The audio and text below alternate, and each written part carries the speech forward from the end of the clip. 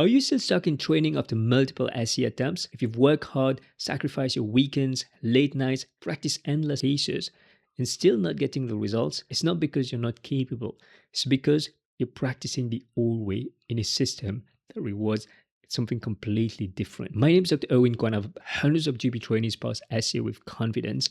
I'm the author of Consultation Blueprint. By the end of this video, I'm going to show you a new approach to unlock your career. You're trained to value diagnosis, guidelines, and protocols, but the SCA doesn't just test your medical knowledge.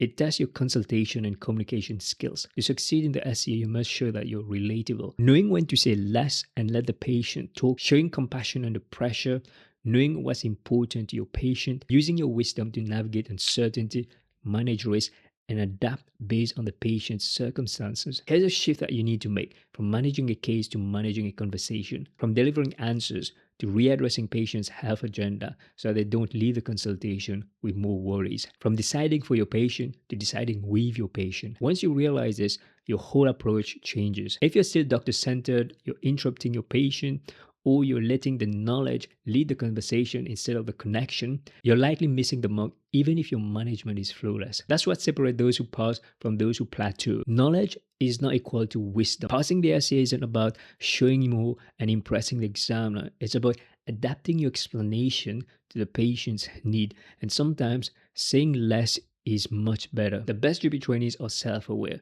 They understand that they have blind spot. They have unknown.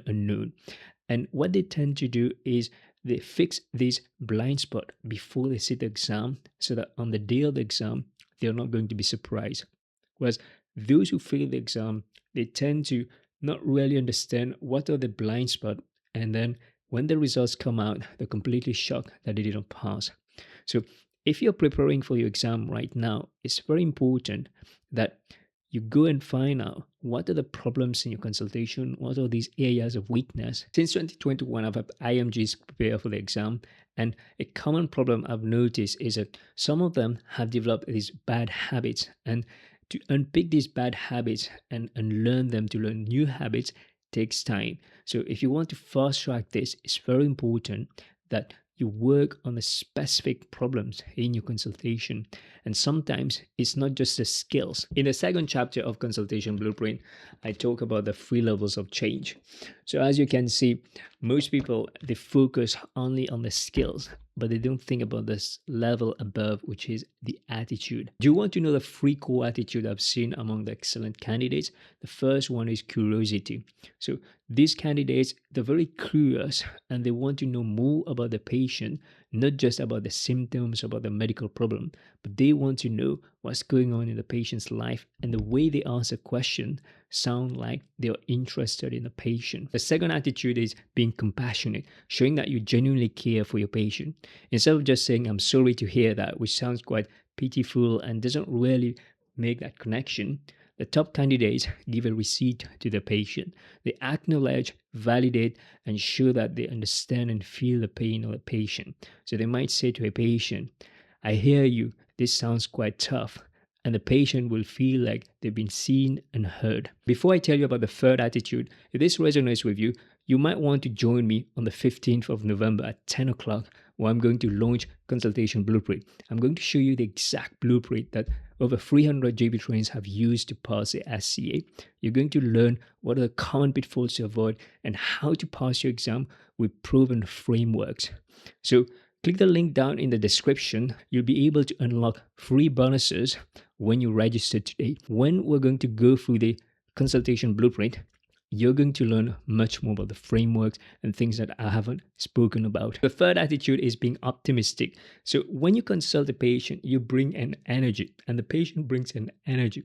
Have you ever felt when you're consulting a patient who's always complaining or bringing negative energy, it kind of brushes on you and you feel depleted afterwards? So similarly, as a doctor, you're bringing that energy, and to pass your exam, it's very important that you bring a positive energy, an energy that uplifts the whole atmosphere. By doing so, you're going to get better response from your simulator, from your patient, and it's going to make the consultation flow in a more dynamic fashion.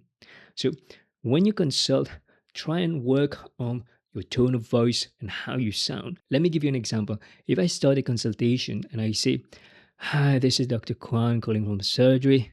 How do you feel? You might feel, well, this doctor looks tired, doesn't want to speak with me.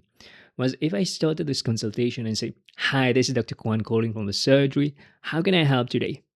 Do you see the difference? So, even if it's a telephone consultation, if you smile, you show that positive energy, the patient can feel it and experience it on the other side. If you found this video useful, don't forget to sign up to Consultation Blueprint Live, where I'm going to show you the exact blueprint that hundreds of GP trainees have used to pass SCA with confidence.